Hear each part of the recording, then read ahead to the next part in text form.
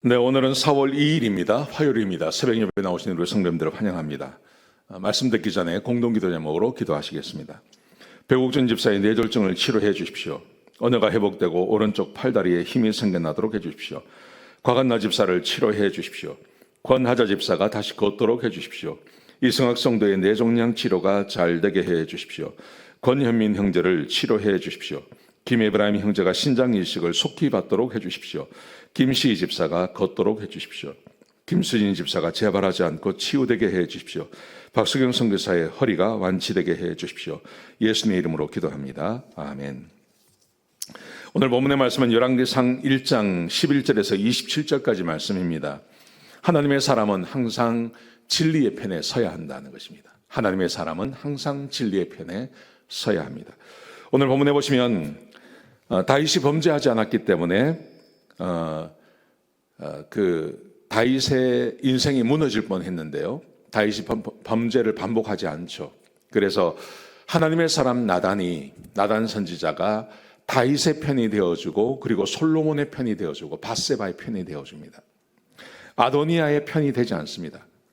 우리가 1장과 2장을 읽어보면 아도니아가 자기 편이 아도니아는 이제 다윗의 아들인데 반정을 일으키려고 했습니다.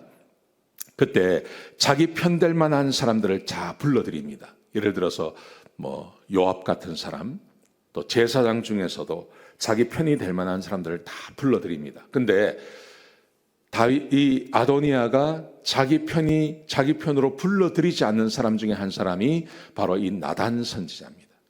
왜 그랬을까요?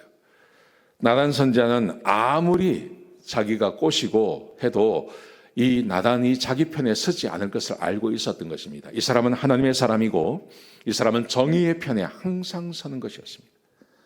오늘 본문에 우리가 주고 있는 교훈은 이래야 됩니다. 우리 그리스도인들은 항상 정의의 편에, 하나님의 편에 서셔야 되는 겁니다. 대세가 아무리 아도니아에게 갔다고 해도 왕은 이미 늙어서 힘이 없고, 왕의 넷째 아들인 아도니아가 왕이 될 것 같아도, 그래도 나단은 하나님 편, 그리고 정의로운 편에 서서 하나님의 말씀에 순종하고 있다는 사실입니다. 오늘 본문에 보시면 이렇게 되어 있습니다. 11절부터 14절까지 말씀해 보시면 나단 선지자가 먼저 솔로몬의 어머니 밧세바를 찾아갑니다. 그리고 이렇게 말을 합니다. 지금 아도니아가 왕이 되었는데 왕이 이 사실을 모르고 있습니다. 그러면서 밧세바에게 말하기를, 당신이 왕에게 들어가서 지금 어떤 상황이 되고 있는지를 설명하십시오. 그리고 그렇게 설명할 때 내가 당신에게 들어가서 당신과 함께 가서 내가 왕에게 이 사실을 내가 알리겠습니다. 그러니까 나단 선지자는 아무 힘이 없는 밧세바의 편이 되어주는 겁니다. 왜냐하면 하나님이 솔로몬을 왕으로 세우시기로 결정하셨기 때문에 그렇습니다. 하나님의 편에 서는 것입니다. 그러자 15절부터 21절까지 말씀해 보시면 밧세바가 다윗에게 들어갑니다. 그리고 이 사실을 그대로 이야기합니다. 아도니아가 이미 반정을 일으켰고 이 사람이 이제 왕이 되었다고 이야기하고, 백성은 당신이 이것을 추인해 주기만을 기다리고 있습니다. 그런데 만약에 당신이 아도니아를 왕으로 삼으시면 나와 내 아들 솔로몬은 그러면 죄인이 됩니다. 우리는 죽을 수밖에 없습니다. 이렇게 말을 하죠. 이것은 다윗이 전혀 모르고 있었죠.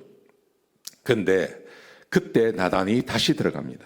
이 왕에게 들어가죠. 22절부터 25절, 27절까지 말씀해 보시면 들어가서 말하기를, 아도니아가 왕이 되었습니다.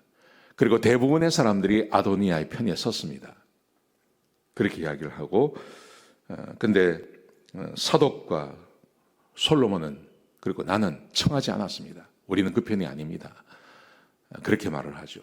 결국 이 말을 듣고 다윗이 솔로몬을 왕으로 삼습니다.